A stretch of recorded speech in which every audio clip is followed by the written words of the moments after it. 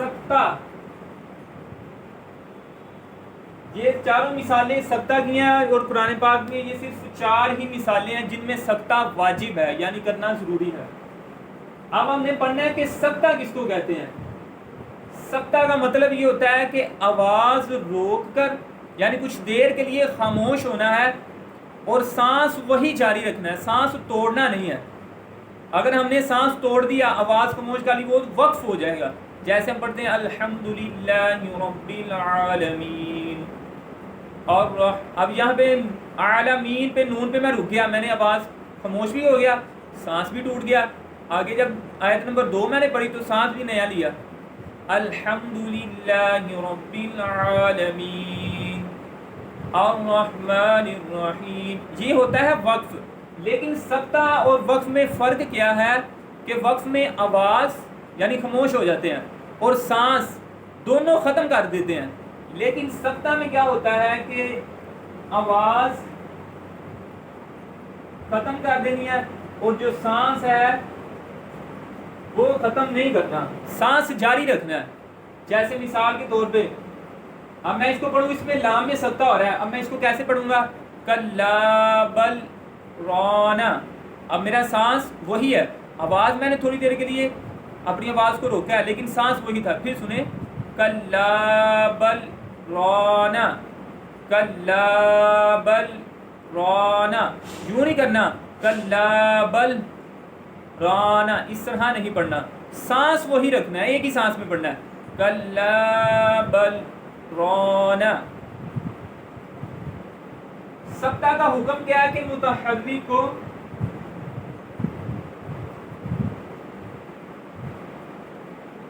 ہم نے کر دینا ہے ساکن، اور 2 زبر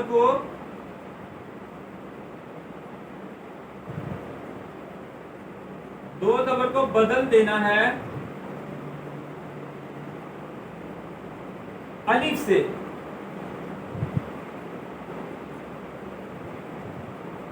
دو زبر کو بدل دینا کس سے؟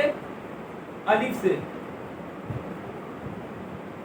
اب سب سے پہلی مثال پارہ نمبر 29 سورۃ القیامہ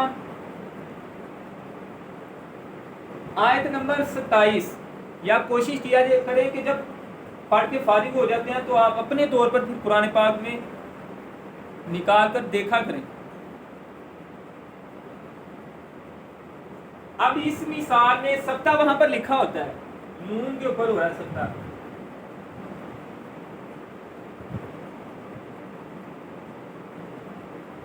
اب اس کو کس طرح پڑھیں گے؟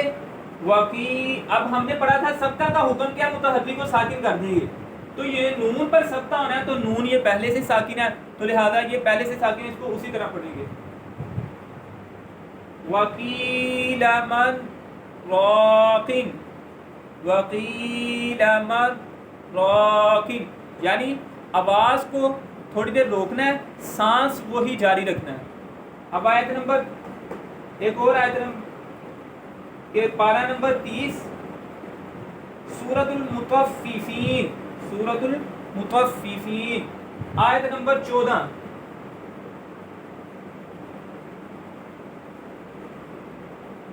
اب اس میں لام پر قلقلہ ہونا ہے،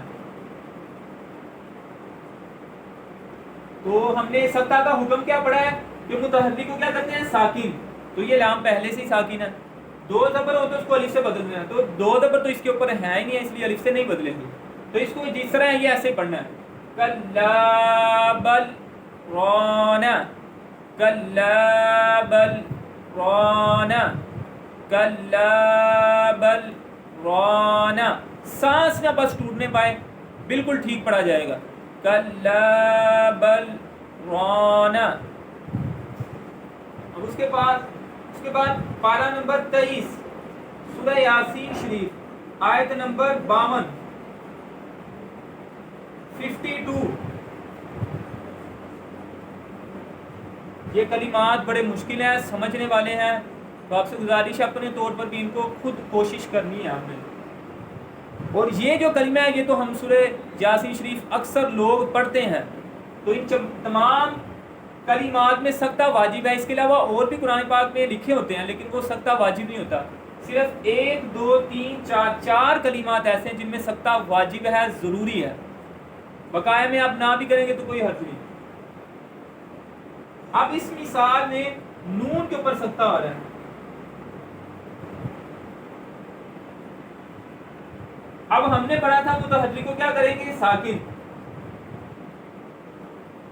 اور یاد رکھنا ہے کہ جب الف مدہ آ جائے گا تو الف مدہ وقف میں ساکن نہیں ہوتا، یہ آپ نے قاعدہ یاد رکھنا ہے۔ جہاں پہ بھی قرآن پاک میں حروف مدہ، الف مدہ، واو مدہ، یا مدہ پر وقف ہو رہا ہوگا تو حروف مدہ میں ایسی خاصیت ہے کہ یہ ساکن ہوتے ہی نہیں ہیں۔ اگر یہاں پر الف نہ ہوتا تو پھر ہم نے نون کو ساکن کر دینا تھا، لیکن الف آ گیا، یہاں پر الف مدہ ہو رہا ہے تو یہاں پر الف مدہ جو ہوتا ہے وہ وقف میں حذف ہوتا نہیں، وہ وقف کی صورت میں بھی پڑھا جاتا ہے، الف مدہ ہو چاہے واو مدہ ہو چاہے یا مدہ، وہ انشاءاللہ جب وقف کی علامات پڑھیں گے اس میں میں آپ کو بات بتا دوں گا۔ تو ہم نے پڑھا تھا متحرک کو ساکن کرنا ہے، ساکن اس صورت میں کرنا ہے جب حروف مدہ نہ ہوں۔ اب اس میں ہم نے نون میں سکتہ کرنا ہے، یعنی کہ نون پہ ہم نے اپنی آواز کو تھوڑی دیر کے لیے روکنا ہے اور سانس وہی رکھنا ہے۔ سکتہ کی تعریف یہ ہے کہ آواز روک کر سانس توڑے بغیر آگے پڑھنے کو سکتہ کہتے ہیں، آواز روک کر سانس توڑے بغیر آگے پڑھنے کو سکتہ کہتے ہیں۔ اب یہاں پر میں آواز روکوں گا، اپنی سانس وہی جاری رکھوں گا اور آگے پڑھ دوں گا۔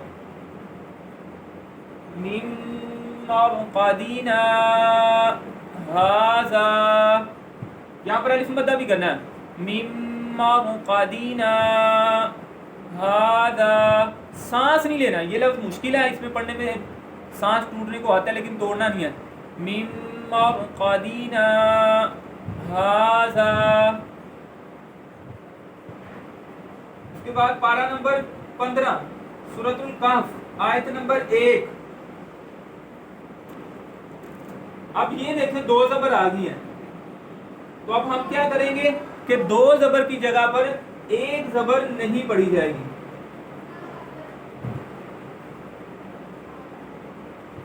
اس کے اوپر دو زبر ہی قرآن پاک میں اسی طرح رہے گا، میں بس پڑھنے کے اعتبار سے ایک زبر مٹا دی ہے تاکہ سمجھ آ جائے۔ پارہ نمبر 15 سورہ کہف آیت نمبر 1۔ اب لفظ لکھا ہوا ہے ایواجن قیمن، تو ہم اس کو جب زبر ایک چلی جائے گی تو بن جائے گا ایواجا قیمن، تو اب اس میں ہم جب سکتہ کریں گے جیم پر سکتہ ہو رہا ہے۔ اب سنیں ایواجا قیمن، ایواجا قیمن، صرف یہ لفظ تھوڑا سا مشکل ہے، باقی آسان ہی ہے۔ پھر سنیں وقیل مراق کلا بل رانا، اور یہ خیال رکھنا کہ لام پہ کلکلا نہیں کرنا، کلا بل اس طرح نہیں پڑھنا، کلا بل رانا، کلا بل رانا، من مرقدنا ھذا، یہ یاسین شریف میں ہے، اس لفظ کا آپ نے خاص خیال رکھنا ہے کیونکہ یہ اکثر یاسین شریف پڑھی جاتی ہے۔ عوجا قیمن، عوجا قیمن،